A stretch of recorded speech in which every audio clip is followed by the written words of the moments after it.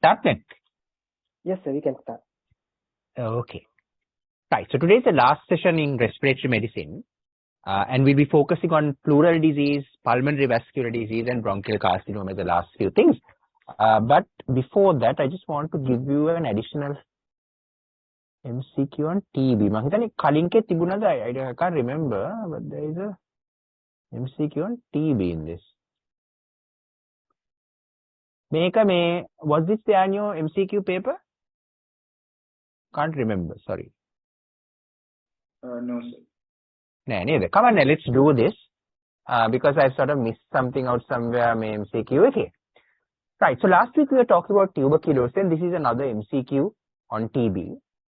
Right, so this question is focusing on post-primary or secondary tuberculosis.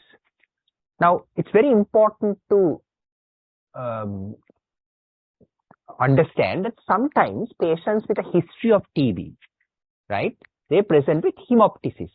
And for some groups at least, I have discussed this scenario as a long case as well. When this happens, there are two things that you need to think of. One is that, could this be a reactivation of tuberculosis? That's the first thing you think of. Second thing is, in patients who have had TB in the past, within the cavities, they can develop fungal infections or fungal balls, right? These are aspergillomas. So another cause of hemoptysis in a post-TB patient would be aspergilloma. Of course, there might be other explanations for the hemoptysis that you need to look into, like bronchial carcinoma and so on, but these are important things. Right. Then the next MCQ is in post-primary TB, amphoric breath sounds are audible.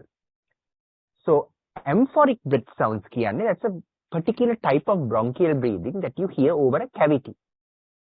And yes, in TB, especially secondary TB, cavitation is very common. And therefore, you might be able to hear amphoric breath sound, which is a feature of a cavity, clinical feature or clinical sign that you get in a cavity. Another similar, there are some other important physical signs over a cavity which you might like to note down. One of them is called post-tussive suction, right? So when you ask the patient to cough, right, and then suddenly when they breathe in, they get a sort of popping sound, right, over the cavity. That's called post-tussive suction, right? When they cough out, the cavity sort of collapses, and then it then rapidly fills up, causing a sort of a popping sound, right? That's called post-tussive suction. Those are two important physical signs of a cavity. There's another one called the crackpot sign, which is not very important to know. Right, so these are some features that you get over a cavity. Post-primary TB causes elevated vitamin D levels, right? Now, actually, එක හදාගන්න calcium levels කියලා. Sorry, එක calcium levels කියලා හදාගන්න. So it can cause hypercalcemia. So post-primary TB can cause hypercalcemia because the granuloma can secrete vitamin D-like substances, right? Granuloma. We see this phenomenon in sarcoidosis also. The granuloma can secrete vitamin D-like molecules which can cause hypercalcemia. So what I wanted to ask was elevated calcium causes hypercalcemia. The same phenomenon we see in another granulomatous disease called sarcoidosis. Right. TB meningitis is the most common extrapulmonary manifestation is wrong. It's a sort of a close tie between lymph node TB and pleural TB, right? Extrapulmonary manifestations. Remember, pleural TB is an extrapulmonary manifestation. And lymph node TB are the sort of leading extrapulmonary manifestations. Now, lots of respiratory disorders present with SIADH, as you know, and that can be the explanation for hyponatremia in TB as well. So, TB, post-primary TB, they can get hyponatremia due to SIADH. Right? So, an MCQ that I've sort of dropped off your paper, but important things to remember for the exam. Hari, any questions about that one?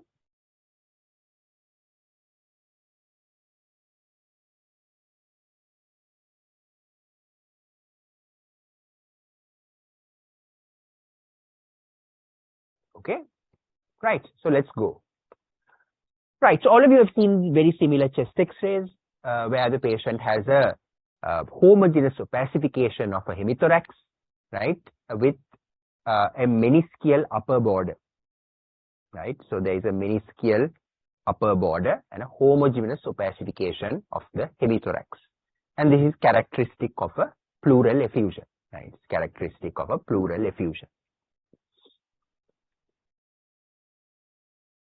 Now, this I have discussed several times during your appointment for most of the groups, right? And pleural effusions etiologically can be divided into exudative pleural effusions and transudative pleural effusions. Exudative pleural effusions, we use Light's criteria as a means of diagnosis. Of course, if the pleural fluid protein is extremely high, you can diagnose it on the pleural fluid protein itself, right? But this is always a nice way to sort of see whether it is actually an exudate, right? So I have listed Light's criteria there, and there's another one called modified Light's criteria, which is on the right side. Modified Light's criteria, right? But the traditional Light's criteria takes a ratio of the pleural fluid protein and serum protein, the pleural fluid LDH and the serum LDH, and also quantifies the pleural fluid LDH compared to the upper limit of the serum LDH, right? So this is your Light's criteria. Now, in the next slide, I have given you, this is a very important slide for MCQs. Unfortunately, again, because we ask true-false MCQs, you can get an MCQ, okay, what of the following are exudative pleural effusions, right? So here in this table, you have a nice list of transudative pleural effusions and exudative pleural effusions, right? That is important. Remember that there are some unusual things that we like to ask you, right, which might appear in these lists, right? Now, especially something like Meigs syndrome, which is associated with ovarian tumors, right, calls a transudative effusion, right? Slightly special thing, right? Pulmonary embolism related pleural effusions, some of them are exudates, some of them are transudates, right? So there are a few sort of tricky things in these lists that you need to be aware of that can go either way. Especially the pulmonary embolism, majority are exudates, but you can have transudates in about 20% of all related effusions, right? But the other ones you can generally work out. Malignancies, infections, all of these things are exudates, right? Whereas effusions related to heart failure, nephrotic syndrome, these are all transudates. But there are a few tricky ones which I have highlighted. And I hope that you'll be able to answer this question without a problem. Right. Any questions up to now? So what is urinothorax? Urinothorax is the accumulation of urine in the thorax, right? That's a very rare condition that can happen. I've seen it once, right? Okay. Right. Now, question number 2 again is a sort of a data MCQ එකක්.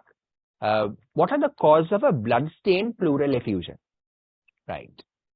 So this will give you sort of an idea of causes of hemorrhagic pleural effusions. Right. Causes of hemorrhagic pleural effusions. And these are some of the lists that you need to remember when you do your MCQs. Unfortunately, most of the time, hemorrhagic pleural effusion will indicate some sort of malignancy, most of the time. But there are some uncommon causes of hemorrhagic pleural effusions, as you can see, like pulmonary embolism, like post-MI pleural effusions, right? Pancreatitis. These can sometimes give rise to hemorrhagic pleural effusions. Right. Okay. Right. Now, question number 3 is again, we're asking some of the clinical manifestations of pleural effusion and also certain investigation findings. Right. Bronchial breathing may be detected along the upper border of the pleural effusion is something that I told you during your appointment. So we gave the classical features of pleural effusion, which are reduced chest movements on the affected site, right? Then the breath sounds are absent or significantly diminished. The stony dull percussion was very important. And I told you that you might be able to hear a rim of bronchial breathing on the top of the pleural effusion, over the upper border of the pleural effusion. I told you that in massive pleural effusions, the trachea may also be deviated to the opposite side because of the push on the mediastinum. But I also told you during your some of the short case classes that we did, that sometimes when the pleural effusion is so big, right, the underlying lung can collapse, right? So the net effect of the pleural effusion pushing the mediastinum and the collapsed lung, which is now pulling the mediastinum. So the net effect might be that the mediastinum is in the midline or remains in the midline. I told you that this is an important question. Hariyata api ahana oka viva wala hema nittarama ahana prashnayak in the short case, right? So whereas the net effect of the pleural effusion, which is pushing the mediastinum, and there is a collapsed lung which is pulling the mediastinum, this net effect might indicate that the thing is finally in the midline, right? So these are some important physical signs related to pleural effusions. Hari. Okay. Now, the next few things are about investigations. Now, the investigation of choice to diagnose a pleural effusion is chest X-ray. That is obviously the easiest, accessible, most accessible investigation. But remember, in the chest X-ray, you cannot detect small pleural effusion. For example, 50 ml you can't detect on a chest X-ray. From my experience, you need at least about 200 ml of fluid to detect a pleural effusion. Definitely not 50. You can't detect it. Ultrasound, you might be able to detect a 50-100 ml pleural effusion. Ultrasound, right? So chest X-ray ke 50 විතර detect කරන්න බැහැ. Ultrasound, you might catch it. Ultrasound, you can use for these small effusions. Ultrasound is useful. But still, we use X-rays most of the time as the standard test. Right. Now, on Thursday, we talked about pleural infection or empyema. And there I told you that in pleural empyema, there are certain characteristics. So they will have ongoing features of infection. That scenario, the patient had pneumonia and then recurrence of fever, hemoptysis features occur. And the patient was getting sick. So then we discussed that, okay, what are the features of an empyema? So ongoing features of infection. And if you were to aspirate the pleural fluid, it's obviously an exudate, but there might be frank pus coming out, right? Also, the gram stain would be positive because there's direct bacterial invasion into the pleura. Bacteria කඩාගෙන යනවා pleura එක ඇතුළට. There is direct bacterial infection of the pleura, right? And so gram stain would be positive. And I also told you that because the bacteria there are using the glucose in the pleural fluid, the glucose level would be less than 60 milligrams per deciliter. And also the pH would go down because remember the bacteria are producing lactic acid inside the pleural cavity. They are metabolizing stuff within the pleural cavity. So pH should be less than 7.2. So I told you if there is a suspicion of an empyema, you have to aspirate it, do all these tests, and the treatment is to put an IC tube in. I also told you that on ultrasound scan, patients with empyemas have septated, encysted effusions, right? And you can't say that they do not require aspirate. You need to aspirate them to check for empyemas, right? And drainage, if that doesn't work, Thursday, if drainage does not work, we need to go in and break the adhesions and septations to drain it out. Otherwise, the patient will never get better. Right. So that is that. The third statement එක ගැන තමයි ඔය කියන්නේ. Pleural effusion with a low pleural fluid glucose occurs in empyema, right? Also occurs in rheumatoid arthritis. I have also given you a list of other causes of low glucose pleural effusions like TB, malignancy, right? කල මේ list එකෙත් pH less than 7.2 වලට causes වගේකුත් I have given. Right. So Cyruban to detect clinically pleural effusion at least 300 to 500 ml වත් තියෙන්න ඕනේ. Right. Right. Now some people present with recurrent pleural effusions, right? In that case, we do pleurodesis as a management option. But remember, pleural effusion, you have to find the cause, right?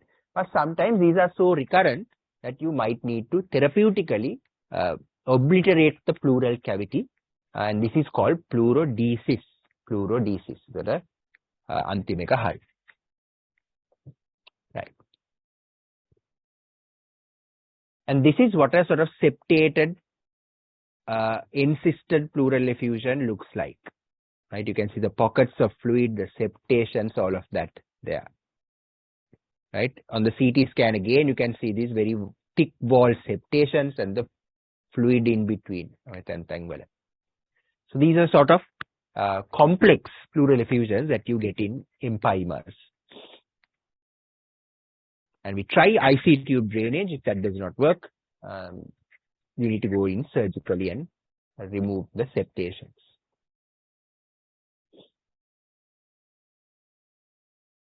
Right. Okay. Any questions about pleural effusions?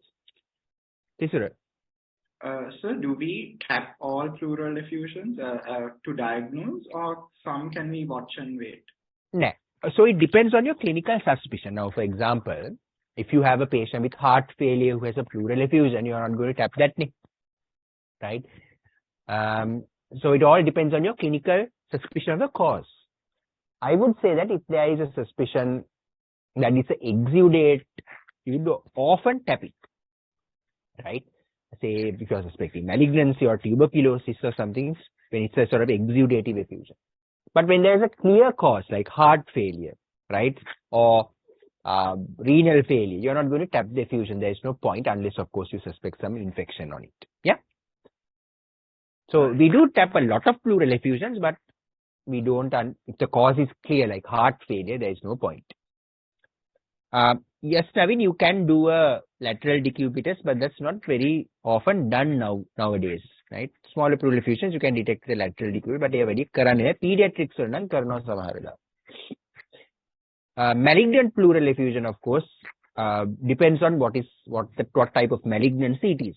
And the treatment is very complex. Depending on the type of malignancy, there are various things that you will do. Right. Right. So this one, X-ray again, very clear that there is a pneumothorax on the left side. Neither. And you can see the edge of the collapsed lung as well.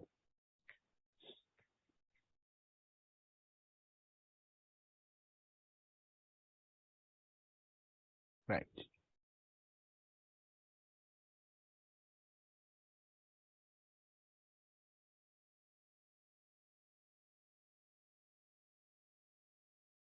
So if the effusion is massive, yes, you sometimes drain for symptomatic benefit. Yes. Yes, that is done sometimes. The patient is extremely symptomatic. Yes.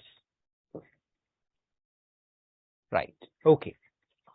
Now the next question, obviously you guessed it, is on pneumothorax. Yes. So pneumothorax, you have primary spontaneous pneumothorax and secondary pneumothorax. Right. So secondary pneumothorax occurs in patients who have structural lung disease, right, or who are smokers, right. So smokers, people with structural lung disease, they tend to get secondary pneumothorax. Primary spontaneous pneumothoraces are commoner in males, tall males. That is the group that you see. Tall males is where you see the spontaneous, primary spontaneous pneumothorax. Right. Now here, I have given you causes of secondary pneumothorax. Right. So, of course, all of you will be familiar of sort of things like COPD or asthma causing pneumothorax. And that's very important to talk about because it's important to do a chest X-ray in patients who have asthma or COPD when they are not improving. And the whole point of doing that chest X-ray is to look for a secondary pneumothorax. But also remember there are other causes of pneumothorax, secondary causes. Connective tissue disease can give rise to pneumothorax. Also, cavitating lung infections, right? So infections that cause lung cavities, these cavities can burst open and cause pneumothorax, right? And TB is a good example, really. Pneumocystis carinii or neurocystis gyroversi can also cause sort of cystic cavities in the lungs. And these can rupture, causing a pneumothorax. Some connective tissue, interstitial lung disease causes pneumothorax, and I have given you a list there, right? And again, things like lung cancer sometimes can infiltrate into the pleura and sort of break open the pleura, causing a pneumothorax. So these are rare, very rare. So these are the main causes of pneumothorax. So this is how you classify your causes of pneumothorax into primary, spontaneous, and secondary. Secondary, you need to remember some of these common and uncommon causes for the exam. Right. So primary spontaneous pneumothorax, males lage thamai වැඩි. Pneumothorax is a recognized complication of pneumocystis infection. That is also correct. Now, typically we diagnose pneumothorax on chest X-ray, but recently we know that it can be diagnosed on a ultrasound scan as well. And you get something called a barcode sign on ultrasound scan. Of course, you have to be trained to do lung ultrasound scan. It's not very easy, but you can detect it if you are careful, right? A barcode sign on the lung pneumothorax. Right. Now, the next questions are based on this algorithm that you need to know, right? This algorithm. So this outlines the management of a pneumothorax. This is, remember, non-traumatic. Right. So if there is a spontaneous pneumothorax and the patient is hemodynamically unstable, you have to immediately put in an IC tube, right? You might relieve the pressure with a needle sort of in the second intercostal space mid-clavicular line, but the patient will definitely need the IC tube immediately, right? Because if it's hemodynamically unstable, that suggests a tension pneumothorax. Right. If you have time to play around and the patient is stable, the next thing to do is you have to say, is this likely to be a primary pneumothorax, or is it likely to be a secondary pneumothorax? The fact that the patient is more than 50 with a significant smoking history, right? Or there is evidence of lung disease or history of other lung problems, that is considered to be, okay, this is likely secondary. So if they are more than 50 and have a significant smoking history, and they have evidence of underlying lung disease, right? So that is a secondary pneumothorax. Hari. Now, the important message here is that you don't need to actively manage all primary pneumothorax. Primary pneumothorax you need not actively manage all the primary pneumothorax patients, right? If the size of the pneumothorax is less than 2 centimeters and the patient is not breathless, you can consider discharge and a follow-up in about 2 to 4 weeks. Right? So if the size is small, less than 2 centimeters, and the patient is stable, no symptoms, you can consider discharge and follow up in about 2 to 4 weeks. Right? Now, how do you measure this size? that is shown in this picture, and that is B. මෙතන B කියලා තියෙන්නේ. You measure the size of the pneumothorax, lung edge එකට from the rib cage at the level of the hilum. Right? So that's the hilum. So you measure the distance between the collapsed lung edge and the chest wall at the hilum level. Right? And that is what we commonly do. In America, as usual, they measure it in a different way, and that is shown for your information as A. Right? But most other countries follow this B, where you measure it at the level of the hilum. Right. So to come back, if that measurement is less than 2 centimeters and the patient is stable, not breathless, discharge the patient and review in 2 weeks. Right? But if the patient is size is more and or the patient is breathless, you need to aspirate the pneumothorax with a 16 to 18 gauge cannula, which you might have seen being done in the wards. Right? So that is the management there. If the aspiration fails, then you have to go for a chest drain. And in surgery, you would have talked about this French gauge of the chest drain. 8 to 14 French gauge chest drain is recommended. Right? If the aspiration fails. Right. That is a primary pneumothorax. 2 centimeters is a magic number there which you have to remember. Now I told you that some patients have a probability of having a secondary pneumothorax. What are the factors that determine this probability? They are more than 50 and have a history of smoking, or they have some structural lung disease known, or in the X-ray you can see something, right? ILD or COPD or something like that. So now you have a secondary pneumothorax on your hands, right? Now, in secondary pneumothorax, we don't discharge patients immediately, right? So if the pneumothorax is extremely small, right? Extremely small nang, say less than 1 centimeter vertebrae adu nang, right? You can admit and observe. Observe කරන්න පුළුවන් පැය 24ක් යනකම් 24-hour observation period. So it's a very small 1 centimeter වගේ pneumothorax එකක්. But if the pneumothorax is more than 2 centimeters or breathless, immediately IC tube. So aspirate කර කර ඉන්න නගලන්නේ නැහැ. එකපාරටම අරන් ගිහලා IC tube එකක් දාන්න ඕනේ. Right? So පොඩි වෙනසක්, as you can see, there is a difference in the management with a primary and a secondary. In secondary, again, this is based on a lot of evidence, right? නිකන් ඔහේ නිකන් හිතුමතේට කියන කාරණා නෙවෙයි මේවා.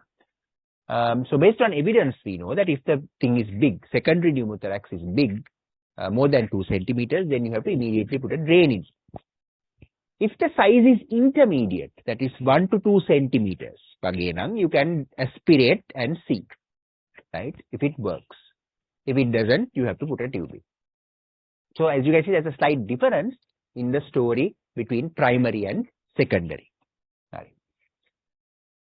Okay. So this you need to be slightly familiar with, because you can get a best response MCQ on one of these concepts. This is a primary pneumothorax, less than 2 centimeters, patient is stable. What do you do next sort of story?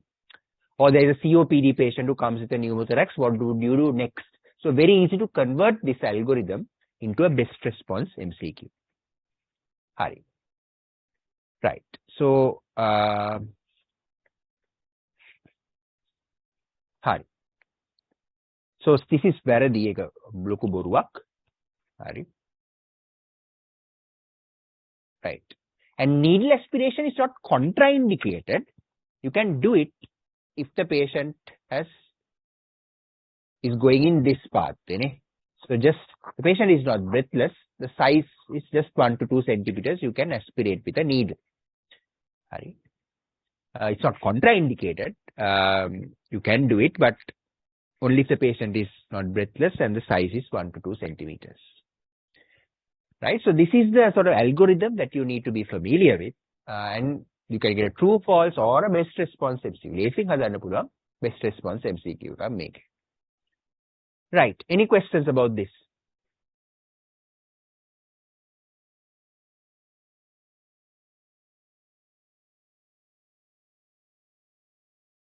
Hari? Okay, good. Right, so those are all the pleural diseases that you need to know about. Now we are moving into pulmonary vascular disease, and we are talking about pulmonary embolism. Right. Okay. Now pulmonary embolism we talked about in detail during your acute medicine classes. I told you that pulmonary embolism, common presentation is with shortness of breath. Right. So these patients come to hospital with shortness of breath. Some may have a bit of a pleuritic chest pain, especially when the pulmonary embolus is distal, right? Distal pulmonary embolus. Well, you can get a bit of pleuritic chest pain. Massive pulmonary emboli can present with cardiac arrest or syncopal episodes. Right? Cardiac arrest and syncopal episodes in the pulwa. Right. Okay. I'm not going to go through this. This is just for your reference. Right. Now, how do we diagnose a pulmonary embolism? මොකද්ද මෙතන diagnosis කතන්දරය කියලා බලමු. Now, remember that if your patient is unstable, if your pulmonary embolism patient, suspected patient is unstable, සමහර වෙලාවට without any damn investigation, we start treating them. Because you can't waste time. You treat them sometimes on a clinical suspicion. Right. But in patients who are stable, we have several scoring systems that assess the pre-test probability. So scoring systems අපි ගාන තියෙනවා to assess the pre-test probability. Again, what is the likelihood? So we have a clinical probability and there are tests and scores to assess, give a mark to that probability, right? Give a mark to that probability. You should know there are two such scores. මෙයා කටපාඩමින් දැනගන්න ඕනේ. Well score is one. And the other one is something called the revised Geneva score or revised Geneva clinical prediction rule. Revised Geneva and Wells. They are very similar. I have given these here, but you don't need to know in detail about these things. You don't have to know it by heart. So patients who are unstable, sometimes we just treat them without any investigations. But patients who are stable, we would like to do a pre-test probability assessment with one of these scoring systems. Right. And if you have a high pre-test probability, then you go for a diagnostic test like a CTPA. Right. So if there is a high clinical probability, high pre-test probability, then you go for a CT pulmonary angiogram, which is the recommended investigation for confirmation. Right? CT pulmonary angiogram is the recommended investigation that we use. Now, sometimes in young patients, especially females, young females of reproductive age or pregnant patients, we can use the ventilation perfusion scan. Right? Okay, ventilation perfusion කිව්වට ගොඩක් වෙලාවට it's only the perfusion that we do. Even though we call it a ventilation perfusion scan, it is usually only the perfusion that is done. Perfusion එක තමයි කරන්නේ. Right. So that is because the radiation exposure in a VQ scan or a Q scan is much less than a CT scan. Radiation exposure ගොඩාක් අඩු. So females who are pregnant, childbearing age females, we can consider doing a perfusion scan. But I told you during your appointment that in order to interpret a perfusion scan, they should have a normal chest X-ray. right? If they have some structural problem in the chest X-ray, the perfusion might be abnormal in that area, right? කොහේ හරි තඩි මොකක් හරි ප්‍රශ්නයක් තියෙනවා නම් the perfusion might be abnormal in that area because of that problem, that structural problem. So you can't say whether it's a PE or not, right? So an important prerequisite, the English word we use there is called a prerequisite, is that they have a normal chest X-ray. Hari? Right. So patients who have a high clinical probability, high pretest probability, a CTPA is the gold standard test. But you may also use a ventilation perfusion or perfusion scan in people who are worried about giving a lot of radiation too. Right. If there is low probability, right, as a rule out test, we use the D dimer.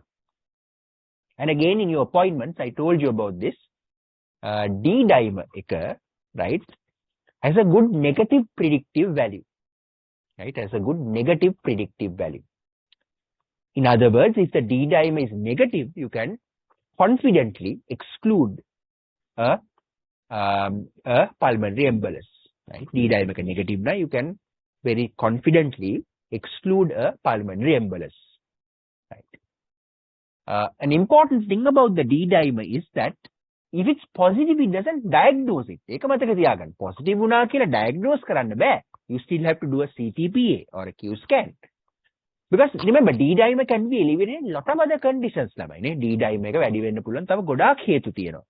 MI වල D dimer එක වැඩි වෙනවා, right? Sepsis වල D dimer එක වැඩි වෙනවා. So there are lots of reasons that the D dimer can go up. But it has an excellent negative predictive value. So you can say without a problem, if the D dimer is negative, then no problem. You can exclude a pulmonary embolus. Hari. So this is how you diagnose a PE. So going back to this, positive D dimer confirms the diagnosis කියන එක වැරදි නේද? ඒක වැරදි. Well score කතන්දරේ හරි. Well score or revised Geneva prediction test එකෙන්.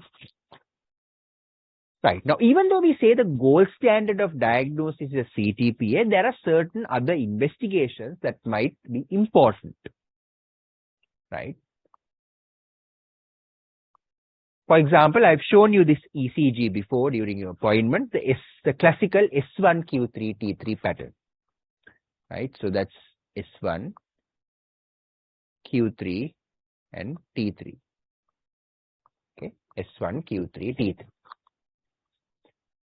But remember the commonest, if somebody asks an MCQ, what is the commonest ECG abnormality?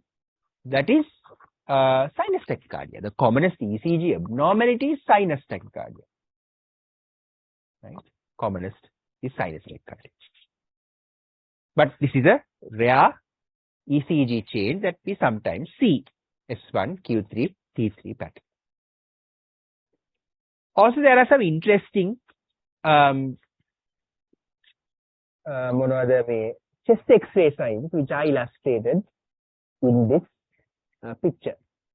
Right? Some chest X-ray changes, not very important for you to know. Right? Right? Hampton's hump, right, is sort of a, it's due to actually this, that is not a good picture of it. හරි මෙන්න මේ වගේ Hampton's hump කියලා එකක් එනවා when there is sort of an area of pulmonary infarct. හරි? ඔව් වගේ. So there are various chest X-ray signs. Don't worry about them. Nobody is going to ask you now about these. Right. So there are some other investigations that might be useful. So ECG commonly shows S1Q3T3 pattern කියන එක බොරු කතාවක්. ඒක වැරදි. That's wrong. Right. Now the last statement there focuses on management. The මෙතන මේ best response MCQ එකකුත් තියෙනවා. ඒකත් ඔයගොල්ලෝ උත්තර දෙන්න පුළුවන් දැන්.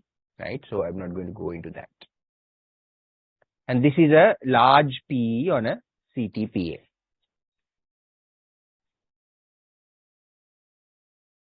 Hari. Now, this is the current recommendation for managing a PE, right? And the guideline is 2019 European Society of Cardiology, and that is the sort of up-to-date standard guideline that we follow. Now, right at the start, if you have a patient with acute PE who is unstable, right, the management is slightly different. Okay, so let's go through this step by step. Patient with acute PE, we will anticoagulate, right? We will anticoagulate. That is the standard of care. But an anticoagulation in Sri Lanka, we use enoxaparin or intravenous heparin, whatever you like. Right? There is no difference between the two, right? So whatever you like, you give. If the patient is hemodynamically unstable, if the patient is hemodynamically unstable, they need immediate reperfusion therapy and ICU for hemodynamic support. They need immediate reperfusion. Now, reperfusion we often do with thrombolysis, right? And you can use streptokinase or altiplase for thrombolysis, right? So, if they are hemodynamically unstable, you need to give them immediate reperfusion, right, with thrombolysis. Some people do various other interventional procedures as well to take the clot out and so on, but they are not commonly practiced. Tisura. Sir, we give thrombolysis after this anticoagulation. Yes, everybody gets anticoagulation, Tisura, right? Everybody gets anticoagulation. Patients who are hemodynamically unstable additionally will get thrombolysis on top of that. Okay, yeah? Sir. Thank you. Right. Sir, can you please repeat the choices that we use to thrombolize? Thrombolize, altiplase or streptokinase. Right? Okay. Now, if the patient is hemodynamically stable, then it's a little tricky. Right? Little tricky. When they are hemodynamically stable, there are two things that you need to check. Right? One is, do they have signs of severe PE, severity, or a serious comorbidity? So, do they have clinical signs of severe PE or serious comorbidity? For this assessment, we use two scores. We commonly use something called the PESI score, or there's another score called the Hestia score. PESI score this gives a nice idea about the severity, prognosis, and assesses the comorbidities in the patient. In your slides, I have given you a simplified version of the PESI score. Just have a look at that. Right, so this is the PESI score. Hestia score very similar. So you use the PESI score to look at if this PE is severe, right? What is the prognosis or mortality risk of this PE, right? Does the patient have significant comorbidity, right? That is one thing you need to check. Another thing you need to check is there evidence of right ventricular dysfunction? And you can see this on a bedside echocardiogram, or a radiologist can actually see this on the CTPA itself. Right? Radiologist can pain on CTPA the RV dysfunction. Right. Okay, so does the patient have high PESI score? And is there RV dysfunction? Are the two questions we ask ourselves, the patient is stable. If none of these problems are there, so PESI low, there is no RV dysfunction, then the patient is considered low risk. And what you do is just continue anticoagulation, and you can consider early discharge. Right? So if they are low risk, they don't have a bad PESI score, their PESI score is okay, and their right ventricles are working nicely, then you don't have to worry too much. You can just consider early discharge and anticoagulation. Right? And anticoagulation is usually for 3 months up to 6 months and then needs to be reassessed in a clinic. But if either one or two are present, so either they have RV dysfunction or their PESI scores are high, they get classified into an intermediate risk group. Right? Intermediate risk group. Classify. There you need to observe them carefully, and some patients who have RV dysfunction, high troponin, they might actually need thrombolysis or reperfusion therapy. Take a පොඩ්ඩක් මතක තියාගන්න. So there is this intermediate group එකක් ඉන්නවා. They have a high PESI or a RV dysfunction. ඒගොල්ලෝ බොහෝම පරිස්සමින් you need to observe them. If they have high troponin, that then RV is under massive strain, right? That the troponin has gone up as well. This group of patients might need reperfusion therapy, right? Might need reperfusion therapy. Right? So that is something that you have to keep in mind, right? That intermediate group with a high troponin might need reperfusion therapy, right? So that is slightly important thing. If the patient is unstable, there is no doubt they need reperfusion therapy, no kata, no sinam. But intermediate group who have a high PESI, have a RV dysfunction, then you need, and additionally, if they have a high troponin, then you need to consider reperfusion. Right.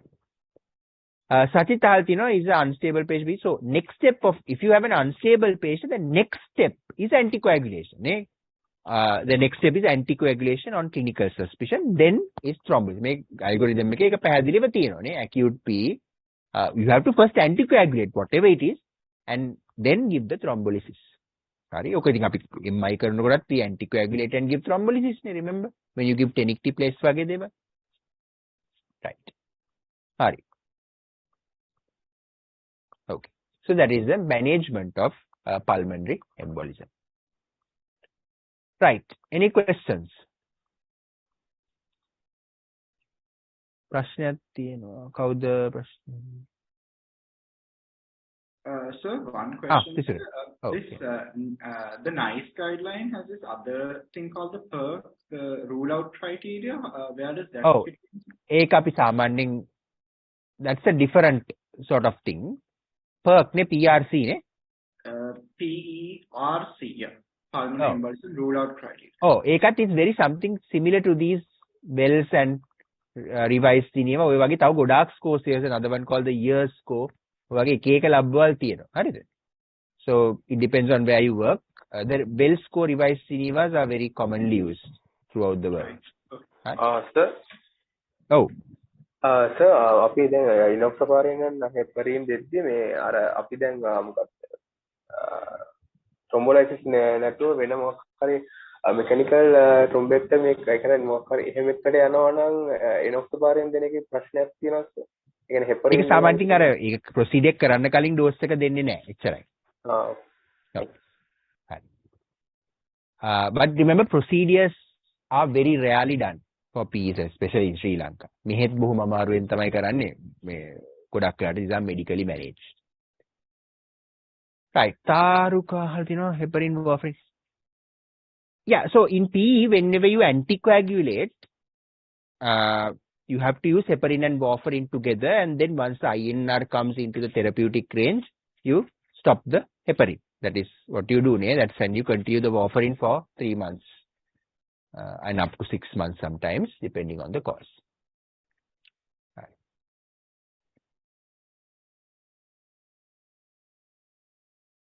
Okay.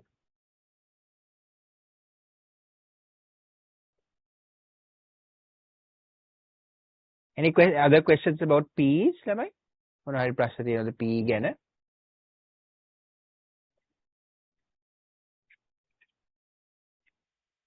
අද ගොඩක් අය connections අවුල්ද මේ කට්ටිය disconnect වෙනවා reconnect වෙනවා?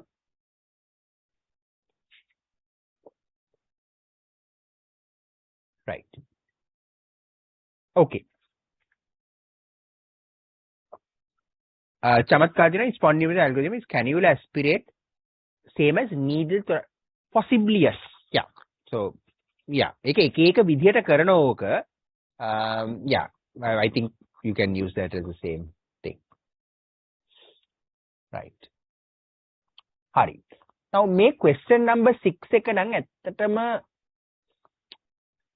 I don't think you'll be asked about this, right? Pulmonary hypertension is a very difficult topic. Very, very difficult topic. මෙතන මම ලොකු table එකක් දීලා තියෙනවා all the bloody causes of pulmonary hypertension. I think you have a lecture එකක පොඩි කෑල්ලක් on pulmonary hypertension. You don't have a full lecture on pulmonary hypertension. Somewhere in your modules there is a lecture කෑල්ල on pulmonary hypertension. But as you can see, there are lots of bloody causes of pulmonary hypertension, which can be classified. The main group is pulmonary arterial hypertension. Pulmonary arterial hypertension. But pulmonary hypertension can also occur due to left heart disease, lung disease. You can get pulmonary hypertension. Right. So pulmonary arterial hypertension is common in females. That is correct. Alright. Now, in a patient with pulmonary hypertension, what are the clinical clues? Make up clinical short cases in pulmonary hypertension. These patients will have an elevated jugular venous pressure. So if you look at the JVP, that will be elevated. And then they will have a loud, palpable second heart sound in the pulmonary area. That is very typical of pulmonary hypertension. And they might have a parasternal heave on the left sternal edge, which indicates right ventricular hypertrophy. So that is all due to pulmonary hypertension. ECG can show right bundle branch block, can show sort of ST or T wave changes in the pulmonary, in the right ventricular leads.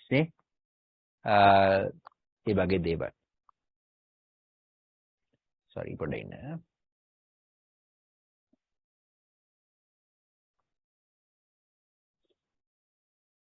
Okay.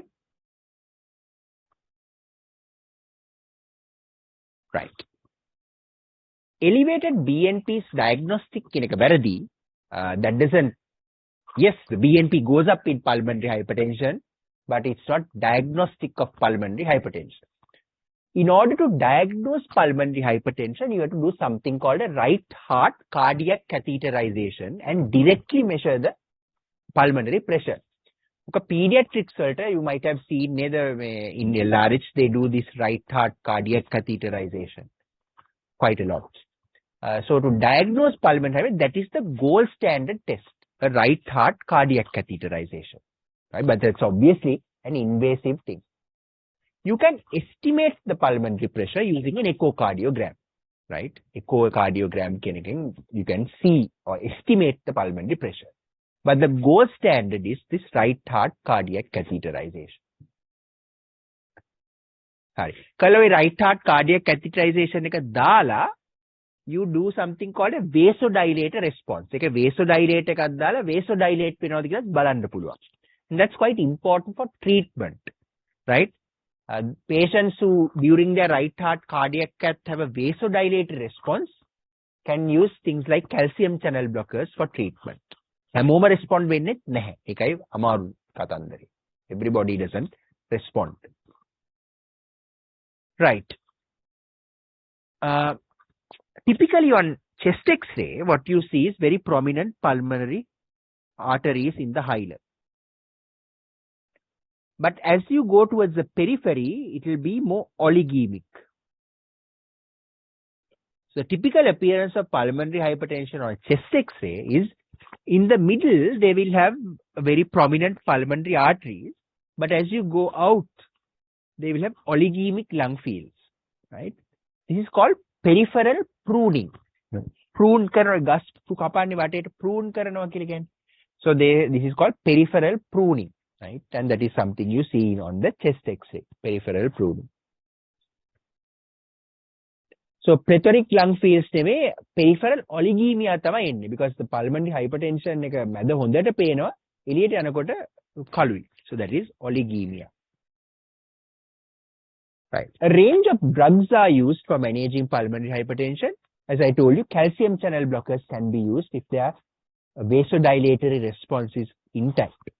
But otherwise, we use things like endothelin receptor antagonists, which are vasodilators, bosentan කියලා drug එකක් තියෙනවා, ඒවා පාවිච්චි කරනවා. Sildenafil, right? Sildenafil is also used.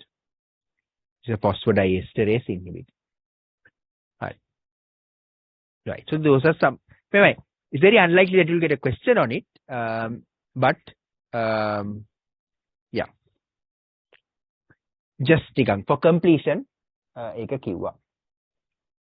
Naveen is asking, tricuspid regurgitation itself can cause pulmonary hypertension, but TR දෙපැත්තටම, right? Chicken or egg වගේ යන්න පුළුවන්. Yes. Can work both ways. Because when there is pulmonary hypertension, the right heart dilates and gives rise to a tricuspid regurgitation. Right. Last two questions are based on lung cancer. And the first of the two, the first one is easy. So patient presents with cough and blood-stained sputum. What are the features that suggest a bronchial carcinoma? Make a ලේසිනේ බා. So exudative pleural effusion, hari. Small muscle wasting of the hand, remember, Horner's syndrome, Horner's syndrome. This is another very famous one, SVC obstruction, right, where they have a very plethoric swollen face with neck vein distension, dilatation of the neck veins, and also chest vein dilatation. And you know about Horner's syndrome, small muscle wasting, which is Pancoast tumor. Hypertrophic pulmonary osteoarthropathy is a state of very severe clubbing, which occurs in squamous cell cancer of the lung, right? HPOA. There is very severe clubbing, also wrist joint involvement, right? So there is severe clubbing with wrist joint involvement. That is HPOA, hypertrophic pulmonary osteoarthropathy, HPOA. Finally, you know that bronchial cancer is associated with a load of paraneoplastic syndromes, right? And one of them can be this ectopic ACTH related Cushing syndrome, right? When we do Cushing's in endocrinology, we will talk about this in a little bit more detail. But HPOA is an important, proximal myopathy can occur due to this paraneoplastic ACTH secreting tumors, right? So that is another possibility. So this is a picture of HPOA with the very gross clubbing, and also there is wrist involvement as well. Patient have wrist joint pain. And this is a picture of Pancoast tumor. This is the apical lung tumor with Horner's syndrome and small muscle wasting. The reason is, when you have small muscle wasting, is that it involves the lower trunk of the brachial plexus, which carries the T1 root. Clubbing can occur in pulmonary hypertension because of severe pulmonary hypertension can cause hypoxia, right? So that is the reason. Right. Now there are various sort of histopathological types of lung cancer. You have the squamous. Main two types are the squamous and adenocarcinoma. Right? So squamous cell carcinoma is you see a lot of it in male smokers. Right? So squamous cell carcinoma of the lung is quite common in male smokers. That is the group, the epidemiological risk group. Adenocarcinoma is common in females. That is wrong. There is another type of lung cancer, which is the small cell lung cancer, which is associated with paraneoplastic syndromes. Right? There are whole lots of paraneoplastic syndromes, especially endocrine, the Cushing's that we were talking about. Endocrine paraneoplastic syndromes. Right. Sorry. So that is right. Now, I just showed you a picture of a patient with Horner's syndrome due to apical lung cancer, which is part of this Pancoast syndrome that we were talking about, the ptosis, the small muscle wasting of the hands.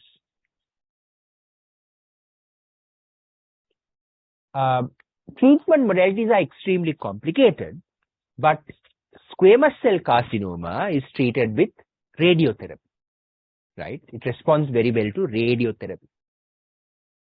Adenocarcinoma responds to chemotherapy usually. Right. So these are not very common MCQs, but I've just given you one or two just to complete for completion's sake. Hari.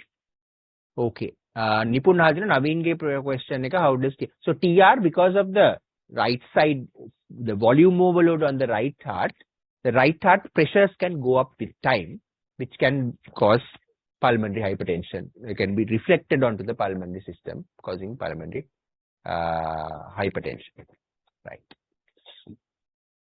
Right. This one is a bloody easy one, no? Make a hyperventilation. Yes. And there is a SCQ about a pleural effusion and related investigations. Hari. Okay.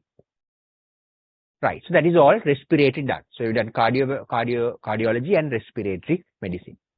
All done. Any questions? Saturation drop on walking in whom, Ashwa?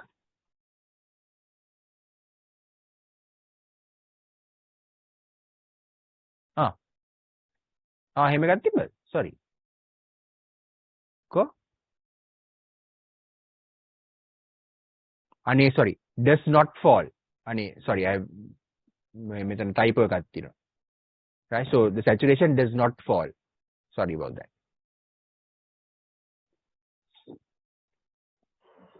Sir, what is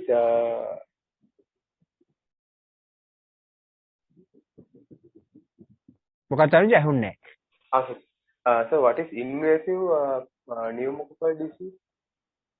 Invasive pneumococcal disease. Yes, sir. There was a MCQ saying pneumonia is an invasive disease. What does that mean? That has no meaning. Right.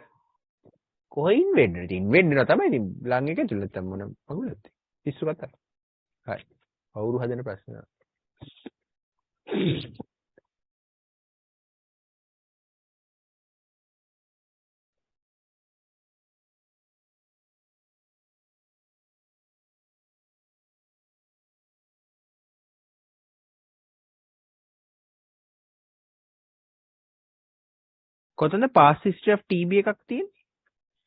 කොතනද? I'm sorry, have I not put SBR the SCQ එකේ? කොහෙද මේකක් තියෙන්නේ?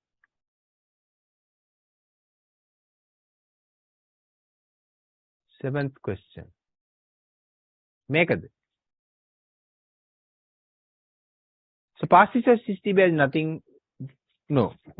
Past history of TB doesn't indicate the risk of a bronchial carcinoma. Right?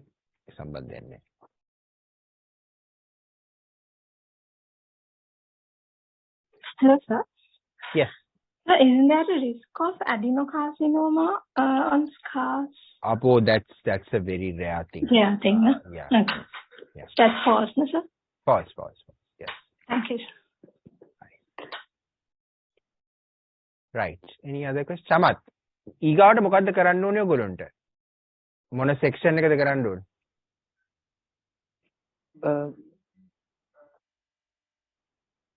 Oh, you don't mind, eh? Yes, sir. We won't mind. Yeah. Hari. Anything. මම අද පොඩ හිතලා බලලා දාන්නම් ප්‍රශ්න ටික අපි හෙට නොකරෙමු. next week Tuesday වගේ පුළුවන්ද කරන්න? පුළුවන් sir. ඔව් ටික වෙලා දෙන්න එපා ඒක කරන්න. මේ next week Tuesday වගේ කරමු මම වෙලාව කියන්න සඳට. I'll put the questions on the whatever this classroom thing. Right? Okay, sir. Hari. Sir? Oh. Sir, clubbing, sir, it's seen in all lung cancers, but the severe form is only on squamous cell carcinoma? Clubbing squamous එකේ තමයි එන්නේ. It's not seen in all lung cancer. For example, things like small cell well, you might not get clubbing. Yeah? But definitely in squamous, you will get clubbing. Yeah? Okay. Yeah. But our ප්‍රශ්න SLE can cause hemorrhagic effusions. Yes. Primary pneumothorax happens is, so if they have a strong history of smoking, it is very likely that it's a secondary pneumothorax. Because you will have some sort of emphysema when there is a strong, especially when they are more than 50 years of age. That's why that algorithm, 50 years of age plus smoking, go into secondary. But if they have been smoking for 1 or 2 days and get a pneumothorax, that is a different story. No? So it's probably primary. So that's why the age and the history of smoking needs to be taken into account together.